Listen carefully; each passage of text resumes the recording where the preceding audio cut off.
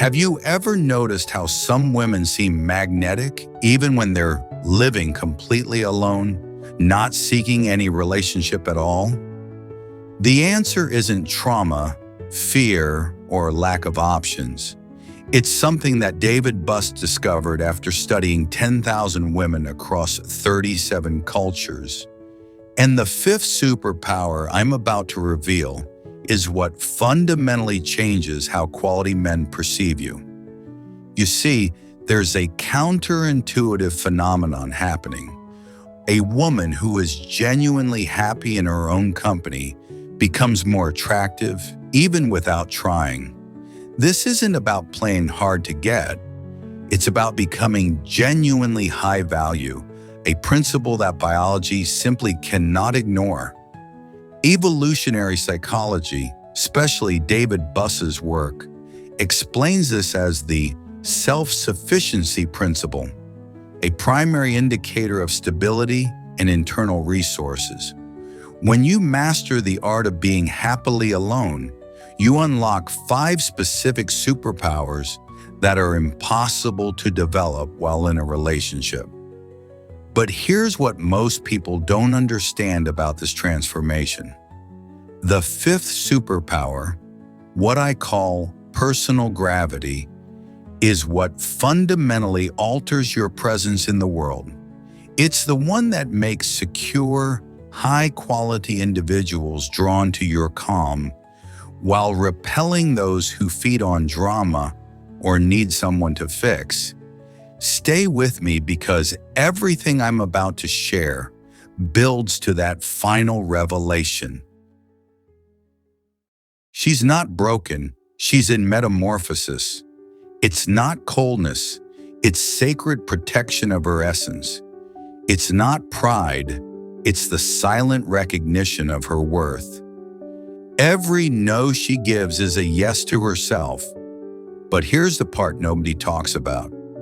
We've been sold a cultural myth that a woman alone is a woman waiting, needing, or left behind.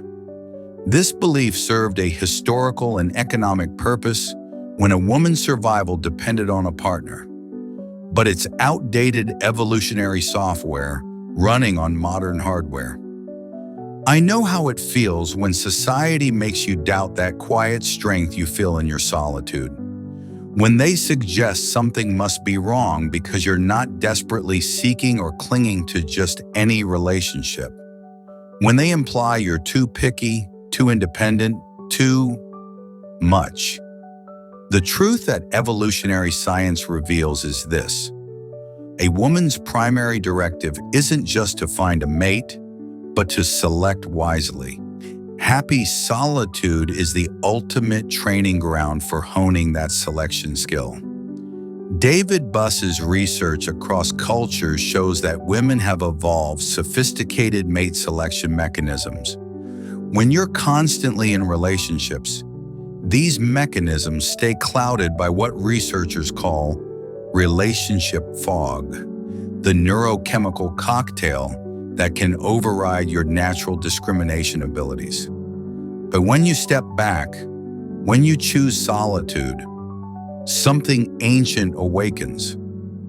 Your ancestral circuits of threat detection and authenticity assessment recalibrate to maximum efficiency. You begin to see patterns you missed before. Red flags that once seemed like gentle warnings now sound like sirens. This isn't coincidence. Helen Fisher's brain imaging studies show that when we're not flooded with attachment hormones, our prefrontal cortex, the area responsible for judgment and planning, operates at peak capacity. You start noticing things, how he talks to waiters, whether his actions match his words, if he asks questions about your inner world, or just waits for his turn to speak. These observations aren't criticism, they're data, sacred data that protects your energy and your future.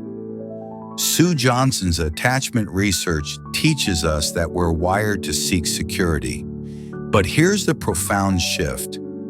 Alone, You learn to identify insecure attachment patterns from a distance without getting entangled in them first. And this leads us to something even deeper. The neurobiology of a self-sufficient woman operates differently. When Helen Fisher studied brain scans of women in various relationship states, she found something fascinating. Women who had learned to activate their reward systems through purpose, mastery, and community showed the same neural patterns as those in deeply satisfying partnerships. Translation: you interact from a full cup. You connect from desire, not need. And that energy shift, everyone around you feels it. This is where the first superpower begins to emerge.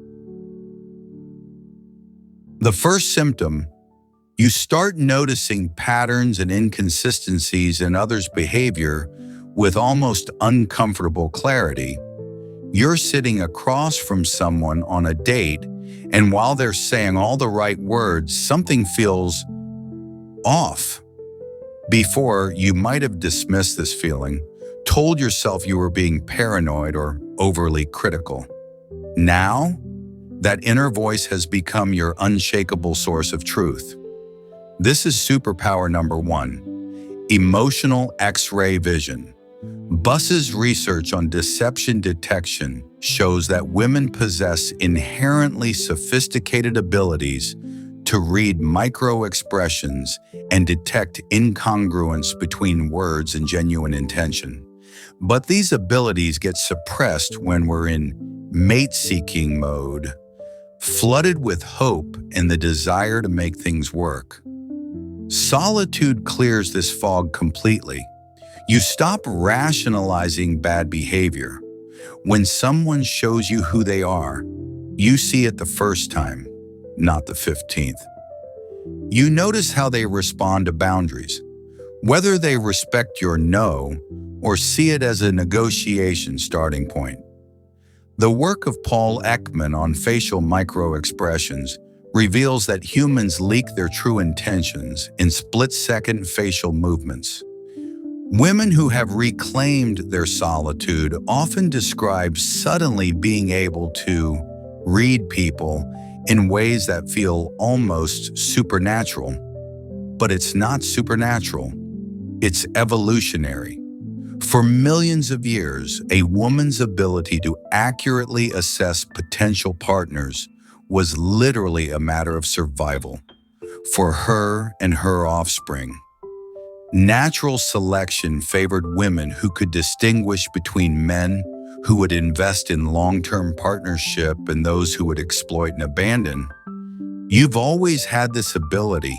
Solitude just removes the interference. You start trusting your gut when someone's energy feels draining, even if they haven't done anything overtly wrong. You notice when someone only calls when they need something. You see through love-bombing tactics that once would have swept you away. This isn't becoming cynical or closed off. It's becoming discerning. There's a profound difference. Arthur Aaron's research on intimacy shows that genuine connection requires emotional honesty from both parties. Your newly awakened detection systems aren't barriers to love. They're quality filters ensuring that anyone who gets close to you is worthy of your energy. But this awakening often triggers an internal resistance. Doubts start surfacing. Am I being too demanding? Am I closing myself off to love? Will I end up alone forever? This is your ancestral brain activating the fear of tribal exclusion, one of our deepest evolutionary fears. But this resistance is where you earn your next 2 superpowers. Esther Perel states that desire needs space to breathe. This internal resistance you're feeling, it's you learning to tolerate the distance necessary for authentic desire, yours and others, to form naturally. Here's where superpower number 2 emerges: boundaries of steel. But these aren't the rigid walls people imagine. Bus's mate selection research shows that healthy boundaries are actually invitation systems. They attract those who respect them and repel those who don't. Your boundaries stop being rules you have to think about and become reflexes you don't question. When someone pressures you sexually, financially, or emotionally, you don't need to debate internally whether their behavior is acceptable. Your body knows first. You say, "I don't like when you speak to me that way," without your voice shaking. You leave gatherings when the energy doesn't serve you. You stop apologizing for having standards. Helen Fisher's anthropological studies reveal that in hunter-gatherer societies, women with strong mate selection boundaries were more likely to pair with high-investment males. Your modern boundaries are honoring millions of years of feminine wisdom. But something even more profound happens as you sit with this discomfort. Superpower number 3, recalibrated desire. Your attraction patterns fundamentally shift. The chaos you once found exciting now feels exhausting. The potential you used to chase now pales compared to present moment peace. This recalibration isn't conscious, it's biological. When you're not desperately seeking external validation, your dopamine pathways reset. You stop being attracted to the neurochemical chaos of intermittent reinforcement. The push-pull dynamic that addiction researchers know is the most powerful way to create dependency. Instead, you find yourself drawn to consistency. Reliability becomes sexy. Emotional stability starts feeling like the ultimate aphrodisiac. Bus calls this attraction to high parental investment indicators.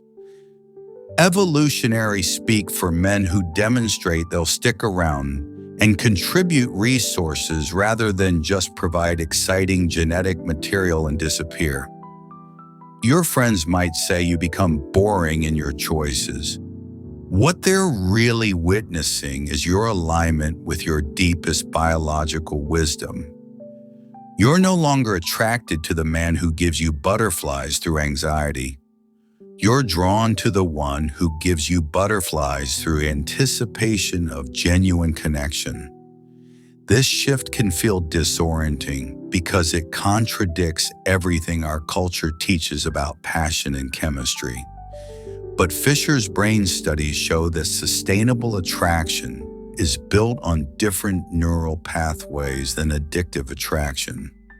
The man who triggers your new desire framework doesn't make you question your worth. He adds to it. He doesn't create drama. He creates safety for your authenticity to emerge. This leads us to the 4th transformation, the internal turning point. You stop filling time and start investing it in your own growth and joy. Signs of the shift. A Friday night alone isn't a sign of loneliness anymore. It's an act of luxury and self-restoration. You start looking forward to your own company like you would a date with someone fascinating. This is superpower number 4, temporal sovereignty. Arthur Aaron's research showed that novel experiences shared between people create intimacy and bonding. But here's what most people miss.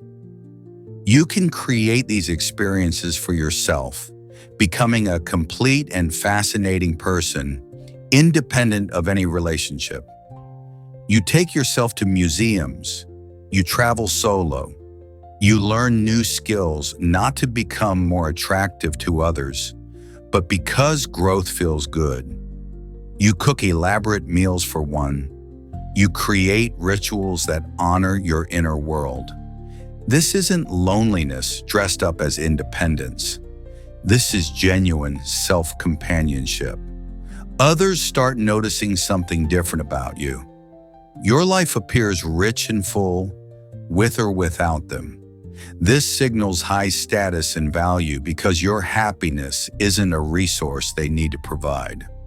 Buss's research on mate value shows that self-sufficiency is one of the most universally attractive traits across cultures. When someone realizes they can't control your emotional state by their presence or absence, they start treating you differently. They invest more effort. They show up more consistently. They stop taking your time for granted because they sense it's genuinely precious to you. You become mysterious not through game playing, but through genuinely having a life they want to understand and be part of. Your calendar has value. Your attention becomes something to be earned, not assumed. This temporal sovereignty creates the foundation for the most powerful transformation of all. Superpower number 5, personal gravity. You develop a presence that's calm and centered. You don't chase. You don't seek validation. You don't vibrate with anxious energy. You simply occupy your space. This defies every social expectation that women should be accommodating and available. Your presence quietly says, "My center of gravity is within me." This is the supreme evolutionary power. It communicates to the limbic brain of a potential partner. This woman is stable. She's a resource multiplier, not a drain. It's the essence of what David Buss describes as the ideal long-term mate. Think about gravitational pull in space. The most massive objects don't chase smaller ones. They simply exist, and their very presence draws what belongs in their orbit while naturally repelling what doesn't. Your personal gravity works the same way. Secure, high-quality individuals are drawn to this calm. They recognize it as a sign of emotional maturity and self-possession. They don't feel threatened by your completeness. They're attracted to it. Meanwhile, insecure or manipulative individuals are repelled. There's no drama for them to feed on, no problem for them to solve, no void for them to fill. You become a natural filter. This isn't about being cold or distant.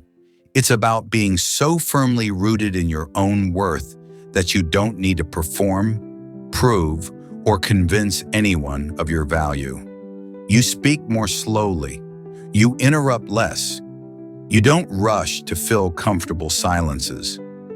When you say something, people listen because your words carry weight. In relationships, romantic or otherwise, you stop being the one who always initiates contact. Not as a strategy, but because you're genuinely content with the rhythm of natural connection. Fisher's studies on attachment styles show that this behavior triggers what she calls mate guarding in healthy partners. Not possessiveness, but increased investment and attention. They start wondering what you're thinking. They become curious about your inner world. They begin to pursue in ways they never did when they felt they already had you. The paradox is complete. By needing nothing from them, you become infinitely more valuable to them. Deep internal shift. You feel more curiosity than anxiety about your future, including your romantic future. Environmental feedback. People start describing you with words like centered, calm, or even intimidating in the best way, meaning self-possessed. The feeling that cannot be faked. Your happiness becomes your baseline, not a peak dependent on external factors. You notice you're no longer scanning rooms for potential partners. You're not mentally cataloging whether men are available or interested. You're simply present in your own experience. Friends ask what's different about you. You seem lighter somehow, but also more substantial. There's a quality they can't name but want to understand. Most tellingly, you realize you've stopped having imaginary conversations with people who might be the one. Your mental energy isn't being spent on romantic hypotheticals because your actual life has become too interesting. If you feel seen and understood by this description, you're not alone on this path. You're joining a legion of women who have discovered the same power. But here's what I want you to understand. This journey isn't about hating men or rejecting relationships. It's about loving yourself and your peace so much that anyone who enters your life must be an addition to that peace, not a disruption. Remember the question we started with? Why some women seem magnetic even when they're completely alone? Now you know, it's not magic, it's biology, it's evolution. It's the natural result of a woman who has reclaimed her power to choose rather than settle, to select rather than accept, to thrive rather than merely survive. The lighthouse doesn't chase ships. It stands firm, bright, and unmovable, guiding the right vessels to its shore while others sail safely past. That's what you become when you master the art of being happily alone. Your solitude becomes a laboratory where your instruments of intuition and authenticity are recalibrated to factory settings, free from social interference. You stop being a lifeboat looking for someone to rescue and become the lighthouse, stable, brilliant, and immovable.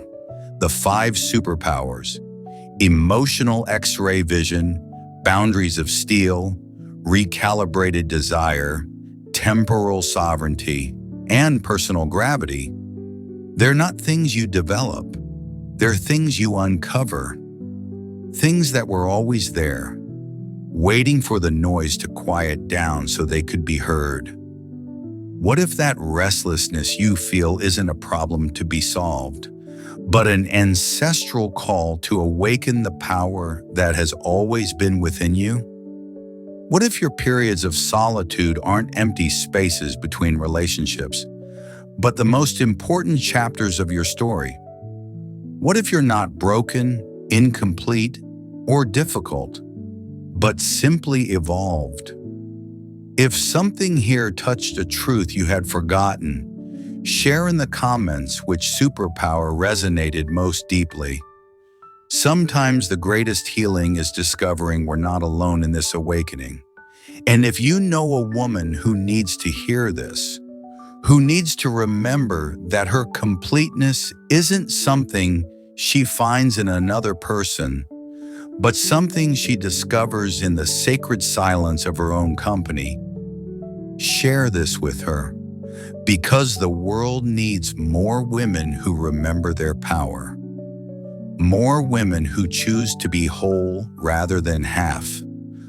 More women who understand that the greatest love story they'll ever live is the one they write with themselves.